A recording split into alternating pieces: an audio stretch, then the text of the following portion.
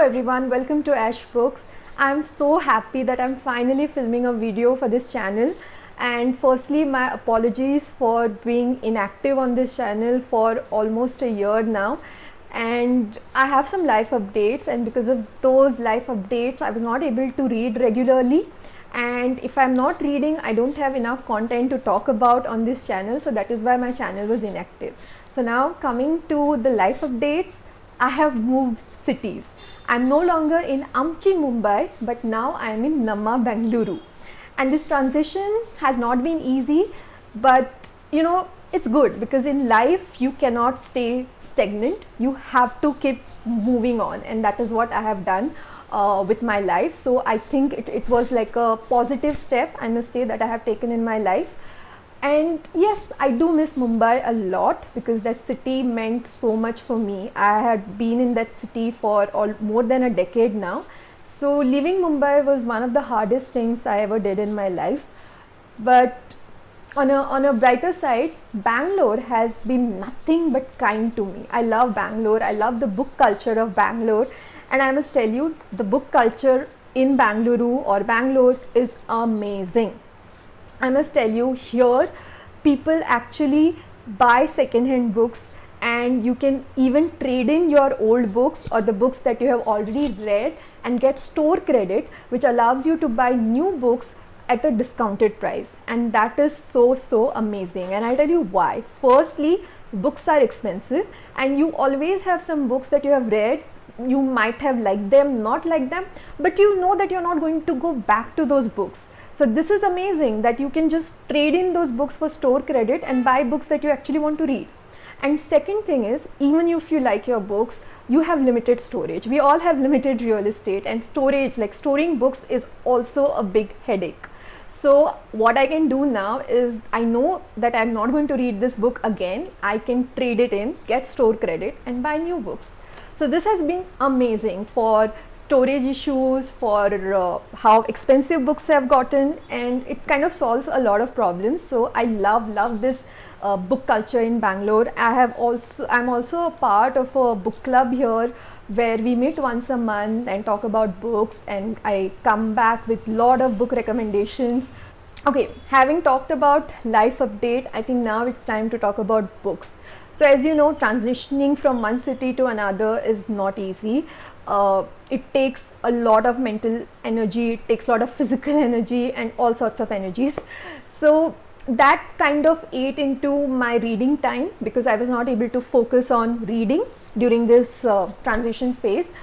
And yeah, it took time, but I'm finally back to reading. Like over all these past months, I was reading just 1 or 2 books.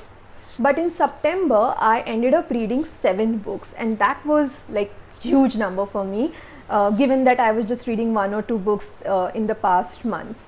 So 7 books, and they have been amazing books. Like most of them have been 4 or 5 stars, and just like 1 or 2 3-star books. Today's video, since I'm coming back after a long time, I just want to talk about 1 or 2 books that I liked in September, and then tell you about the rest of the books that I have read, so maybe you can then check them out for yourself. So the first book that I'm going to talk about, which I read in September and I loved it, is this. It's Communion by Bell Hooks. It's the female search for love. So those of you who know Bell Hooks, you also know that she is the author of this famous book called All About Love. And Bell Hooks specializes in love. She talks about love from a female perspective, and it's not just about romantic love, but it's about love as an emotion, how that emotion is so strong and how it can guide us not just in our romantic relationships but our relationships overall, and what is the importance of love in our lives. So this book talks about the journey of love from women's perspective, and how the love evolved over a period of time with feminist movement, where women recognize their right to work, to earn money, they recognize their reproductive rights, and how it impacted all these important milestones in their external life, how they impacted their internal life in terms of the love that they felt for themselves as well as the love they felt for others. So this book explores different facets of love. It talks about friendship, it talks about the relationship between mother and daughter and how that love has impact on our relationships going ahead. But the bottom line of this book is self-love. It says that if you want to truly understand yourself, if you want to truly love somebody, then you first need to love yourself.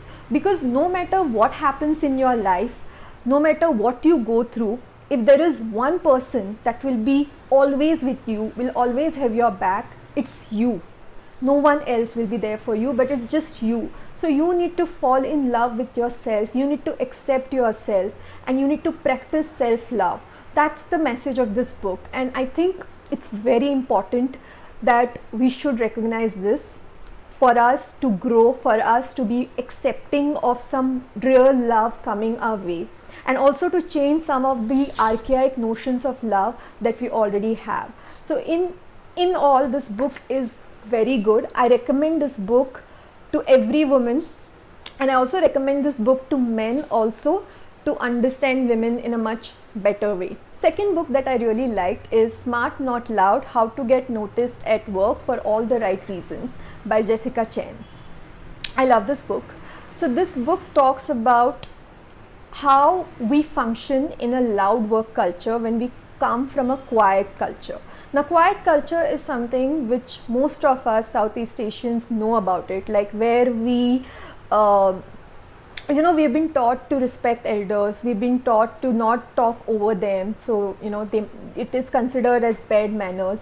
We really don't know how to take compliments. We feel it's modest to not accept compliments, and so on. So these kind of traits that we have grown up with, they kind of affect us when we go to work, because our work culture is loud. There are people in workplaces who will go and disagree with their boss and talk about their own point of view, but there are people who will be afraid to talk in front of their boss just because they have that deference, they have that respect for the boss. So she comes up with these good communication tips that will help you navigate these tough challenges at workplace, that will help you get recognized, that will help you ask what you want and also to follow up on it.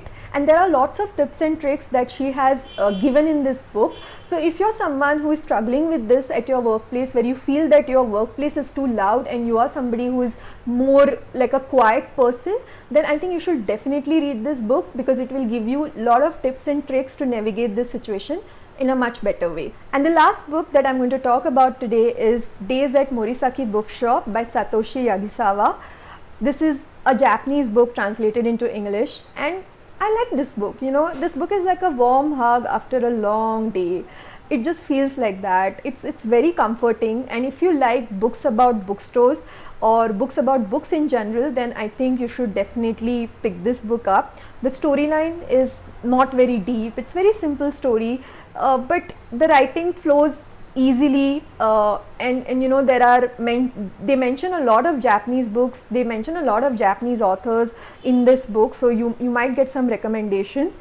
And what I liked about this book is its easygoing nature. It's not too complicated, it just happens, and at the same time it's about love, it's about heartbreak, it's about finding yourself. So there are these deep themes also in this book. I recommend this book if you're in a reading slump, because this book will just get you back to reading, because it's very simple and straightforward book. These are the 3 books that I really loved in September, and apart from these books, I did read The Paris Apartment by Lucy Foley in September, and I'm sorry to say, but I did not like this book. I like this author's The Guest List a lot, but The Paris Apartment, at least for me, was a disappointment. I did not like the plot, I did not like the ending, and yeah, so that's The Paris Apartment. Other books that I read were Homegoing by Yaa Gyasi, amazing book, historical fiction. I loved reading this book, so you should definitely check this book out. And then I also read a picture book by Ruskin Bond called The Enchanted Cottage, and it was illustrated by Sucharita Sen Gupta Suri. Amazing book with lots of good pictures and, as you know, Ruskin Bond, really sweet, beautiful short story. So yes, these were the books that I wanted to talk about in this video, and if you're here still listening to me, then please, to let me know that you have actually been watching my entire video, you can drop a thumbs up in the comments below. And I promise that I will be more regular on this channel and I'll come back with some good bookish content. Till then, enjoy your festivities because I know this is a festival season. Stay safe, stay healthy, and keep reading.